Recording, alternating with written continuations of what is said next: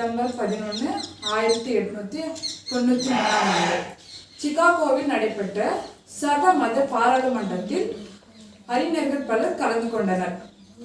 அந்த பாராளுமன்றத்தில் பல அறிஞர்கள் மத சகிப்புத்தன்மையை பற்றி பேச சுவாமி விவேகானந்தர் மற்றும் மத சகிப்புத்தன்மை என்ற வார்த்தையை பயன்படுத்தாதீர்கள், அதற்கு பதிலாக எல்லா மதங்களும் ஒன்றே என்று நம்பிக்கை கொள்ளுங்கள்.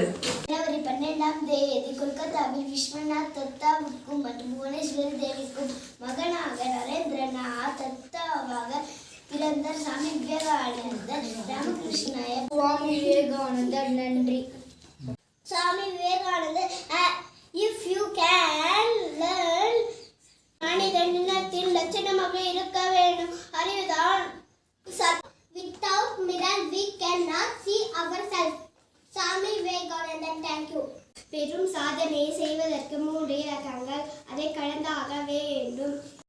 அனைவரையும் நேசி, எல்லாரையும் மரியாதை நடந்து கொள், ஆனாலும் கொள்கையில் உறுதியாக சாமி விவேகானந்தர்.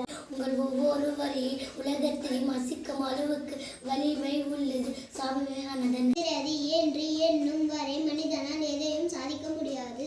விவேகானந்தர். சாமி விவேகானந்தர். என்னை பற்றி எனக்கு எல்லாம் தெரியுமே என்று கூற வல்லவனே மனிதர்களும். ஓம் ஸ்ரீராமகிருஷ்ணாய வித்மஹே ஸ்ரீ சாரத தேவியை தீமஹி தன்னோ சுவாமி விவேகானந்த பிரச்சோதயாத்.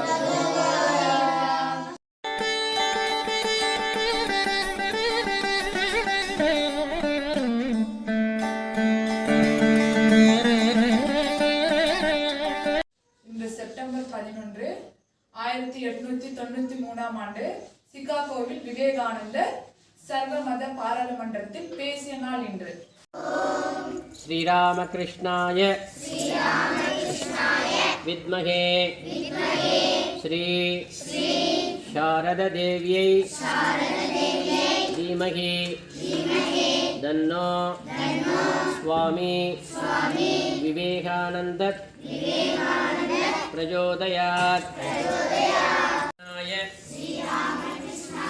வித்மஹே ஸ்ரீ சாரத தேவியை தீமஹி தன்னோ சுவாமி Vivekananda பிரச்சோதயாத். Swami Vivekananda was a great man of India. He was born on 12 January 1863. His real name was Narendranath Datta. His father name was Viswanatha Datta and mother name was Bhubaneswari Devi.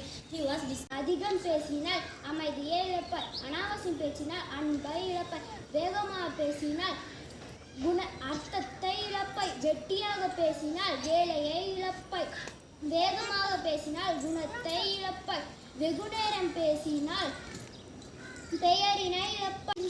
எப்போதும் உற்சாகத்துடன் செயல்படு, இதுவே உன் வெற்றியின் முதல் அறிகுறி. உன் தவறுதான் உனக்கு வழிகாட்டும் தெய்வமாக இருக்கும். சாதனை புரியவே கடவுள் உன்னை படைக்கிறார். விவேகானந்தன் பொன்வழிகள். பொய் சொல்லி தப்பிக்க நினைக்காதே, ஏனென்றால் பொய் வாழ விடாது, உண்மை சாக விடாது என்று. புதிய வலிமையையும் புத்துணர்ச்சியும் தரும் என்பதில் ஐயமில்லை. இளைஞர்களே, எழுமில் விழுமில் கருதிய கருமம் கைகூடும் வரை நில்லாது செல்மின். நன்றி, வணக்கம். உடனடியாக எழுந்து நின்றுவிடு, இல்லையென்றால் இந்த உலகமே உன்னை அழித்துவிடும். சாமி விவேகானந்தருக்கு நன்றி. Sharada Devi was born on December 22, 1853 in Jayarama, West Bengal to Ramachandra Mukherjee and Shyamsundari Devi.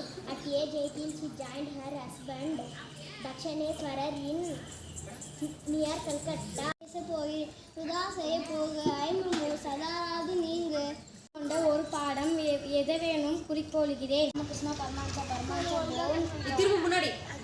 கொடிய பயமின்மை ஒரு நொடியில் சொர்க்கத்தை நமக்கு அளிக்க உள்ளது. உலகிற்கு நான் சொல்ல வேண்டியதெல்லாம் இது ஒன்றுதான். வீரர்களாக இருங்கள். சுவாமி விவேகானந்தர் சர்வசமய மாநாடு அமெரிக்காவில் உள்ள சிகாகோவில் நடைபெற்றது. அந்த மாநாட்டிற்கு அங்கே சென்று 7000 பிரதிநிதிகள் உள்ள அவையிலே பேசினார். என்ன முதல்ல ஆரம்பித்தார் தெரியுமா? இந்திய நாட்டினுடைய பண்பாட்டை எடுத்து கூறுவது போல எடுத்து சொன்னார். அந்த பண்பாடு, இந்திய நாட்டினுடைய பண்பாடு என்ன என்று எல்லா நாடுகளும் அறியும்படியாக சொன்னார். அது என்ன தெரியுமா?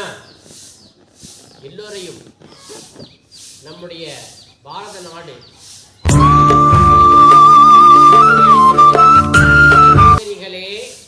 சகோதரர்களே, எப்படி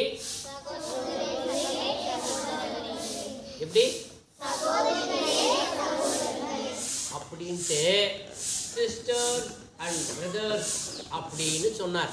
எங்கே? சிகாகோ சர்வசமய மாநாட்டிலே அப்படி பேசினார். அப்படி பேசின உடனே அந்த மாநாட்டு அவையிலே இருந்த 7000 பிரதிநிதிகள் அப்படியே எழுந்து நின்றுட்டாங்க. புரியுதா? அதுதான் இந்திய நாட்டினுடைய பண்பாடு. எல்லோரையும் சகோதர சகோதரிகளே என நினைக்கும் பண்பாடு. அடுத்தது இந்திய நாட்டினுடைய கலாச்சாரம் எப்படி இருக்கிறது, இந்திய நாட்டினுடைய சமயம் எப்படி இருக்கிறது, வேதங்கள் என்னென்ன? ரிக், யஜுர், சாம, அதர்வண 4 வேதங்கள். என்னென்ன வேதம்? ரிக், யஜுர், சாம, அதர்வண வேதங்கள், 4 வேதங்கள். அந்த 4 வேதங்கள் என்ன சொல்லுகிறது என்பதை உலகிற்கு எடுத்துரைத்தார். புரியுதா?